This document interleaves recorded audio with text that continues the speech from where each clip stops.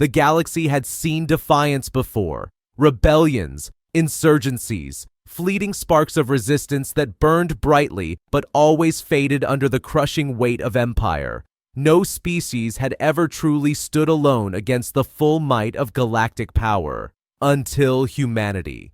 We were never supposed to matter. Earth was a forgotten world at the edge of the Orion Arm, a backwater planet with too many wars, too many scars, and too little to offer.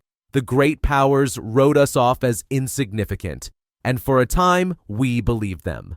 But then came the night when everything changed, the night humanity stood alone. It began on the colony of Ardent Reach, a fragile settlement clinging to survival, with forests thick as oceans and storms that could tear ships apart.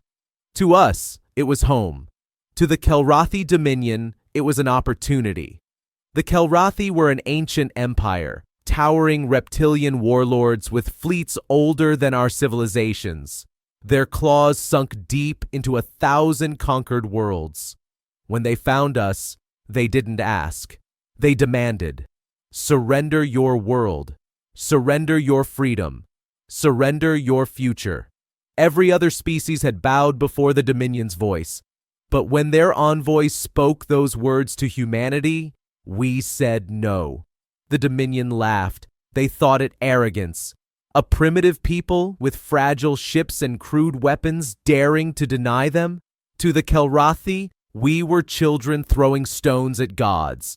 So they decided to make an example. They sent one fleet, just one, enough to flatten Ardent Reach and erase humanity's spark from history. What they didn't understand was that humanity had already decided something long ago. No one takes our home, not on Earth, not on Ardent Reach, not anywhere. The first shots fell like thunder. Kelrathi warships unleashed firestorms from orbit, expecting the colony to crumble in hours. And at first it seemed they were right. Entire districts burned. Thousands died. Humanity's defenses shattered under the weight of their assault. But then came the moment the galaxy would never forget. The colonists, miners, engineers, farmers refused to run. They fought. With rifles, with mining charges, with anything they could hold. They turned construction drones into war machines, repurposed fuel silos into weapons, even lured Kelrathi troops into forests rigged with fire. When their warlords demanded silence, humanity's answer was louder than ever: resistance. The Dominion thought humanity would break. Instead, we adapted. Every battle lost taught us something new. Every weakness became a lesson, and soon the people of Ardent Reach began turning defeats into victories. Kelrathi warships fell to ambushes. Entire battalions were swallowed by human traps. Soldiers who should have been farmers became legends whispered in fear by the Dominion's veterans. What should have been a swift conquest dragged into weeks, then months. The unthinkable had happened. Humanity was holding. But the Dominion wasn't finished. They returned with reinforcements, 3 fleets this time. Enough firepower to glass the colony and wipe us out completely. The galaxy watched, certain this was the end. No species had ever endured such force. No species could. And yet, humanity did not run. We stood alone. At the Battle of Arden's sky, every human ship, from Earth's navy to cargo haulers turned into makeshift cruisers, threw themselves into the fight. Outnumbered 10-1, we charged anyway. The Kelrathi had discipline. We had fury. We rammed their warships, detonated reactors in the heart of their fleets, jammed their targeting systems with outdated Earth code they couldn't decipher. Where logic demanded retreat, humanity attacked. Where reason said surrender, humanity shouted defiance. And slowly, impossibly, the tide turned.